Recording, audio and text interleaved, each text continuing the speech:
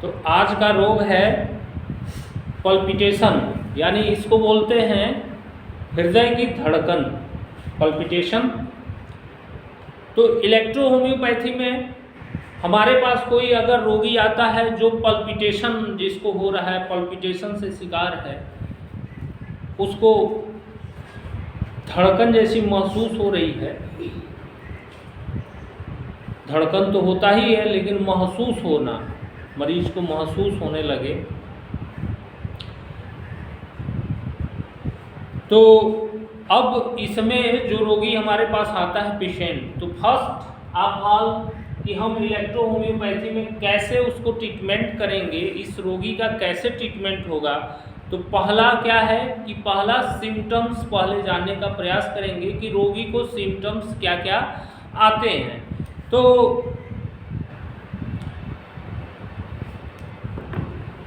रोगी को इसमें जो लक्षण होता है, जो सिम्टम्स होता है, वो क्या होता है कि उसको धड़कन जो है जोरों से महसूस होना शुरू हो जाता है। उसको लगता है कि धड़कन हो रही है और ये महसूस होने लगता है, उसको धड़कन जैसा लगता है और महसूस होने लगता है, धड़कन जैसी स्थिति उसको महसूस होती है। ऐसे में धड़कन का महसूस होना, और सीने पे क्या होता है कि ये अनुभव होने लगता है कि यहाँ मेरा धड़क रहा है, ये अनुभव फीलिंग होने लगती है। तो सिम्टम्स इसमें पहला क्या होता है कि धड़कन जोरों से महसूस होना, धड़कन जोरों से महसूस होना। फिर क्या होता है कि इसमें दूसरा कि यानी कि सीने पे अनुभव होने लगता है,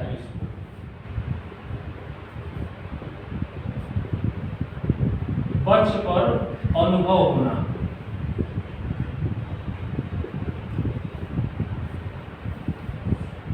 धड़कन का कहाँ, सीने पे, बच पे अनुभव होने लगता है, और जो पल्स रेट है, नाड़ी की गति है, वो क्या होती है, बढ़ जाना, नाड़ी की गति तीव्र होना।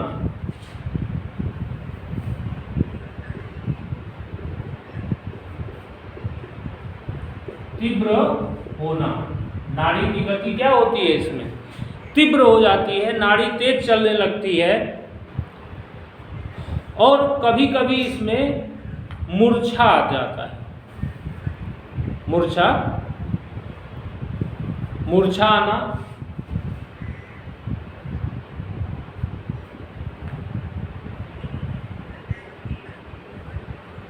मूर्छा आ जाना। और क्या होता है कि सांस लेने में तकलीफ होना, सांस लेने में तकलीफ होना, ऐसा लक्षण हमें देखने को मिलता है। सांस में तकलीफ होना,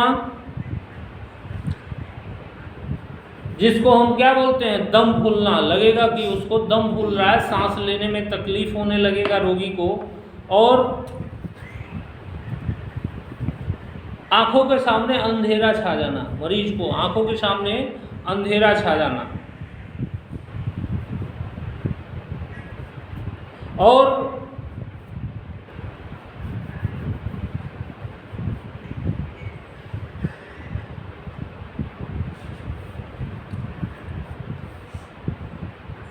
रोगी को जब थोड़ा टहलता है तो थोड़ा अच्छा लगता है, थोड़ा हवा मिलता है तो इसको अच्छा लगता है, आराम करने से और टहलने से अच्छा अनुभव इसको मिलता है। तो ये इतने सारे लक्षण जो है, इतने सारे जो लक्षण हैं पेशेंट के, ये लक्षण हमें देखने को मिलते हैं पेशेंट के। ये क्या होते हैं, सिम्टम्स होते हैं, जो आपने अभी देखा, जो मैंने बताया आपको कि ये लक्षण मरीज में मिलते हैं। अब आते हैं दूसरा कि इसमें जो है कारण क्या हो सकता है, यानी कि जहाँ पे हम प्रिंसिपल रेमेडी चयन करते हैं उसमें क्या होता है कि कारण, किस कारण से ऐसी चीज़ें होती हैं। तो इसका कारण जो है इंटरनल और एक्सटर्नल, दो प्रकार के कारण हमने आपको बताया है रोगों में कि दो प्रकार के कारण हमें देखने को मिलते हैं, एक्सटर्नल और इंटरनल। कारण को हमने इंडिकेट किया है कि एक शरीर के जो हमारी शरीर है उसके आंतरिक कारण से हमें शरीर में कोई लक्षण उत्पन्न होता है, और दूसरा क्या होता है कि बाह्य कारण यानी एक्सटर्नल कॉज। एक्सटर्नल कॉज जो है ये इसके पीछे होता है। तो आंतरिक कारण जो होता है उसमें क्या है, इंटरनल कॉज पहले देख लेते हैं। आंतरिक कारण इंटरनल, तो इंटरनल कॉज क्या क्या होता है कि पहली चीज कि हार्ट यानी हृदय की अनियमितता, हार्ट की प्रॉब्लम्स, हार्ट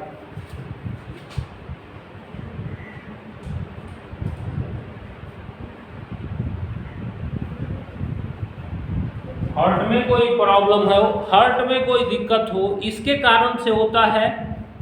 दूसरा नर्वस सिस्टम में यानी कि नर्वस डिबिलिटी,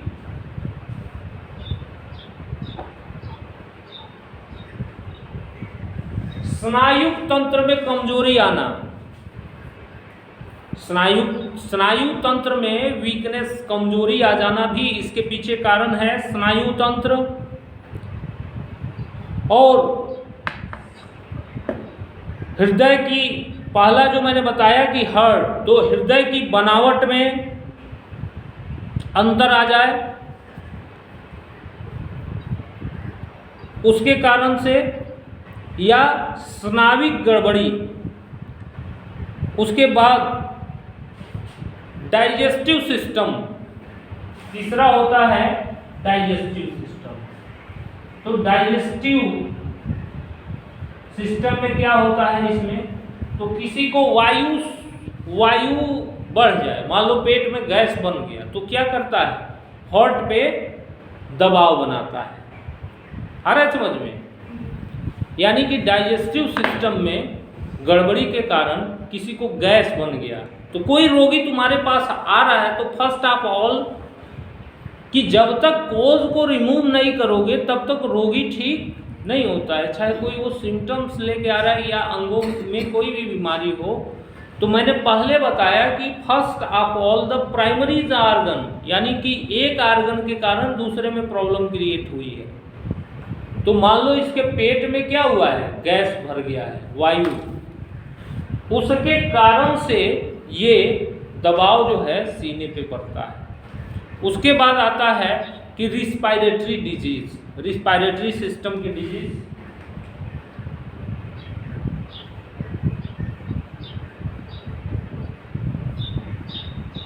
रिस्पायरेटरी सिस्टम यानी कि श्वसन तंत्र की बीमारियों में भी ऐसा कभी कभी देखने को हमें मिलता है कि श्वसन तंत्र की जो बीमारियां हैं, डिजीज हैं जो श्वसन तंत्र की, उसके कारण भी ऐसी चीज़ें होती हैं। और कभी कभी kidney disease, renal disease, kidney की बीमारियों में नेक्स्ट इंटरनल कारण के क्या है कि किडनी डिजीज। अरे समझ में, यानी कि गुर्दे की बीमारियों में, रीनल डिजीज में के कारण भी पल्पिटेशन होने लगता है, ऐसा हमें देखने को मिलता है।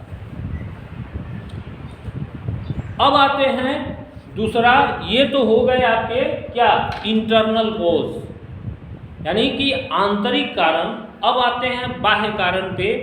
तो बाह्य कारण में क्या क्या होता है, और इसमें जो है एक ये भी आता है कि एनीमिया में भी ऐसा होता है, रक्त की कमी हो जाए, एनीमिया, आंतरिक कारण एनीमिया भी है, एनीमिया के कारण होता है। अब जब एक्सटर्नल कारण में जाएंगे, बाह्य कारण में, इस रोग के बाह्य कारण में जब आप जाएंगे तो इसमें जो है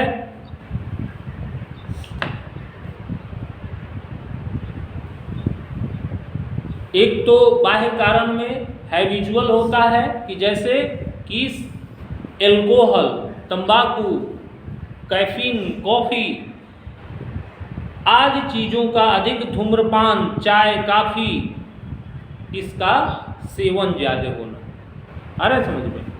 ये भी कारण होता है। एक इसमें होता है एक्सटर्नल कारण, बाह्य कारण में, इसको हम देखते हैं कि ये एक्सटर्नल कॉज है इसके पीछे, और अधिक शोक, भय, चिंता, डर, आ रहा है समझ में कि अधिक शोक, भय, चिंता, डर के कारण भी घबराहट लोगों को होने लगती है। चूंकि इलेक्ट्रो होम्योपैथी में इलाज जो हमने विधि बनाई है वो विधि इन चीज़ों पे ही निर्भर है। 3 चीज़ें मैंने हमेशा से बताया आपको कि पहला इस मरीज का सिम्टम्स, दूसरा आर्गन्स, तीसरा कॉज। तो कॉज पे निर्भर होते हैं आर्गन्स।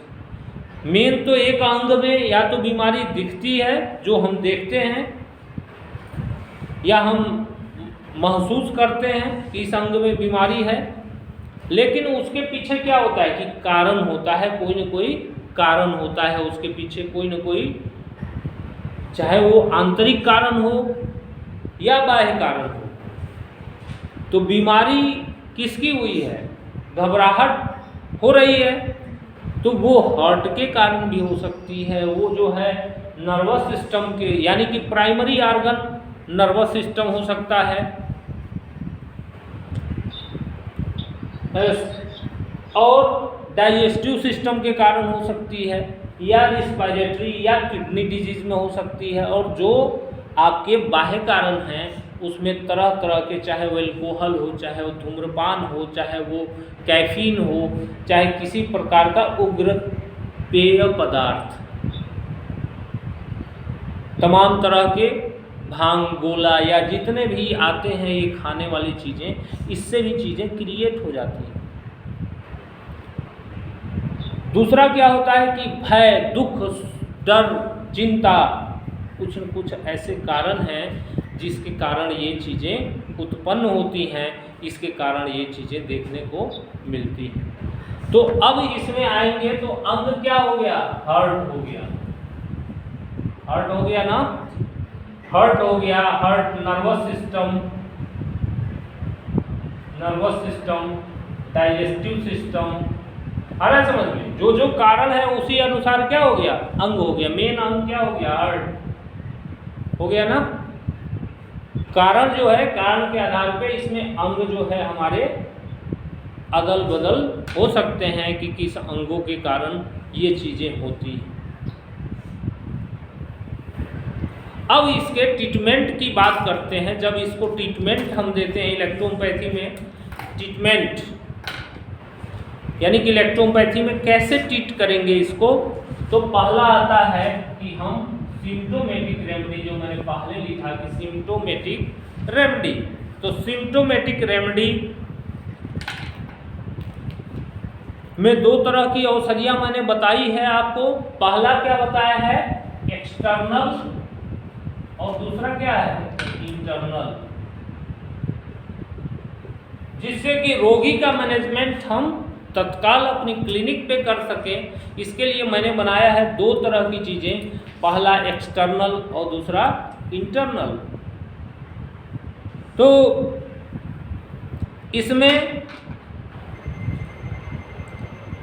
क्या क्या हम करेंगे, एक्सटर्नल जो प्रयोग करना है हमें,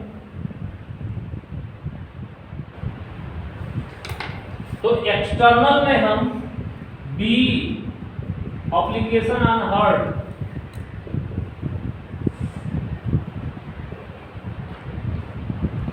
ठीक है। B, application on the heart, हृदय पे पेंट।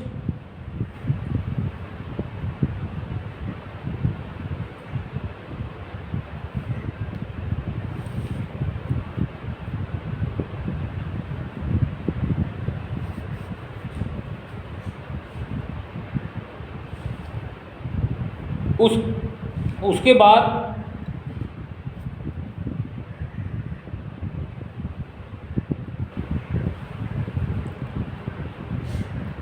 जो ये सिम्टम्स आया, मान लीजिए मूर्छा आ जाना, या नाड़ी का तेज चलना, या धड़कन तेज चलना, यही तो सिम्टम्स है सारे।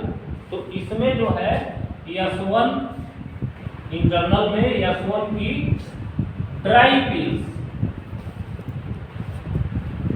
अरे समझ, यस1 और A3 की ड्राई पिल्स, यानी कि बेहोशी, मूर्छा कुछ भी हो रहा है तो यस1, कोई भी ऐसी स्थिति आ रही है तो यस1 की ड्राई पिल्स और A3 अल्टरनेट A3 की ड्राई पिल्स। इंटरनल में WE पिला सकते हैं मरीज को। WE पिलाने के लिए इंटरनल में यहाँ लगाने के लिए कभी कभी आरी भी लगाते हैं, आरी बी, और कभी कभी आरी भी प्रयोग करते हैं हार्ट पे एप्लीकेशन में, आरी।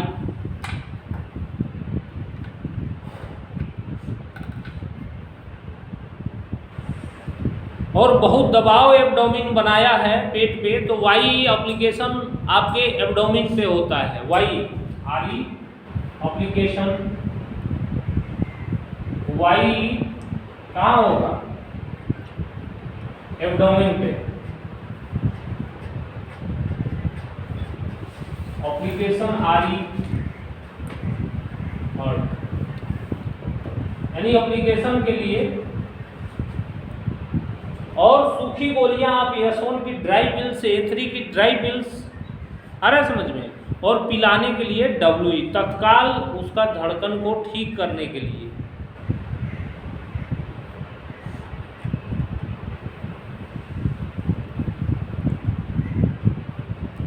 उसके बाद आते हैं ऑर्गेनिक रेमेडी।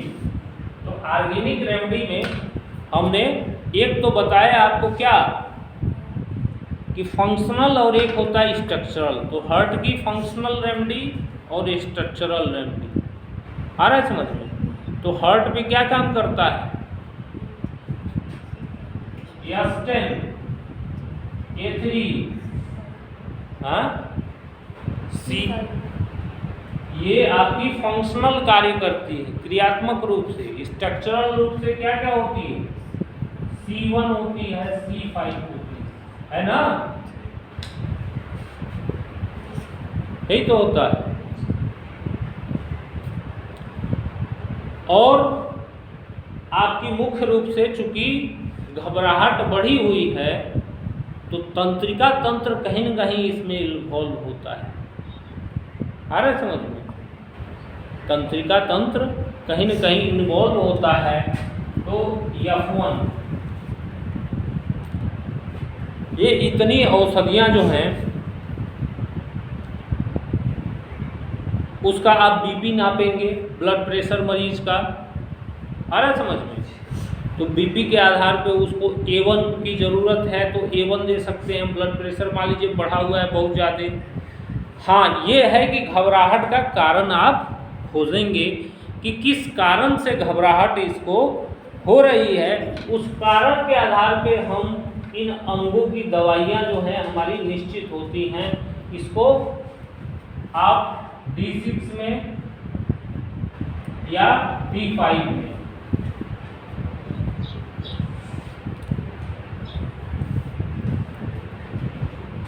आप चलाएंगे।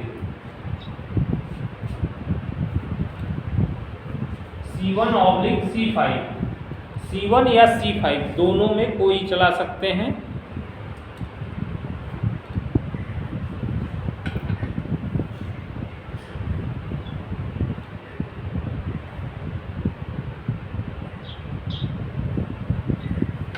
तो इन चीज़ों का, और उसके बाद मान लीजिए अगर आपको डाइजेस्टिव सिस्टम की गड़बड़ी लग रही है तो आप डाइजेस्टिव सिस्टम, पेट में गैस, लीवर या जो भी कारण है उसको आप दूर करने का प्रयास करेंगे तो डाइजेस्टिव सिस्टम की औषधियाँ आप ऐड कर सकते हैं। अगर कारण आपकी रिस्पायरेटरी सिस्टम है तो पी ग्रुप की दवाइयाँ ऐड होंगी, उसके कारण की दवाई ऐड होगी। मेन दवाई हार्ट की क्या है? A3 है, आ रहा है समझ में? A3 और एस्टेन है। हार्ट मसल्स की C5 है, C1 है स्ट्रक्चरल दवाई, आ रहा है समझ में?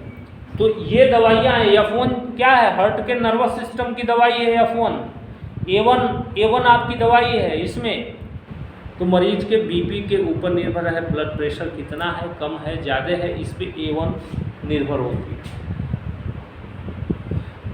उसके बाद मान लो रिस्पायरेटरी या किडनी डिजीज है तो किडनी डिजीज में फिर किडनी की डिजीज की दवाई, किडनी के बीमारियों की दवाई हम ऐड करेंगे। किडनी डिजीज में जो प्रॉब्लम है तो उस आधार पे हम दवाइयों को ऐड करेंगे। तो आप आसानी से घबराहट या मूर्छा या इस तरह के सिम्टम्स अगर आपको देखने को मिल रहे हैं तो आसानी से इस घबराहट के मरीज को आप ठीक कर सकते हैं, आसानी से ये ठीक किया जा सकता है। तो ये तो आपका सिम्टोमेटिक रेमेडी हो जाएगी, तत्काल आप इसको यूज करके लाभ ले सकते हैं, और ये क्या होगा? Organic remedy. और कारण की दवाई जो निर्भर होगी वो अगर रिस्पायरेटरी है तो पी ग्रुप की दवाइयाँ, डाइजेस्टिव है तो डाइजेस्टिव सिस्टम की दवाइयाँ, अलग अलग दवाइयाँ हैं।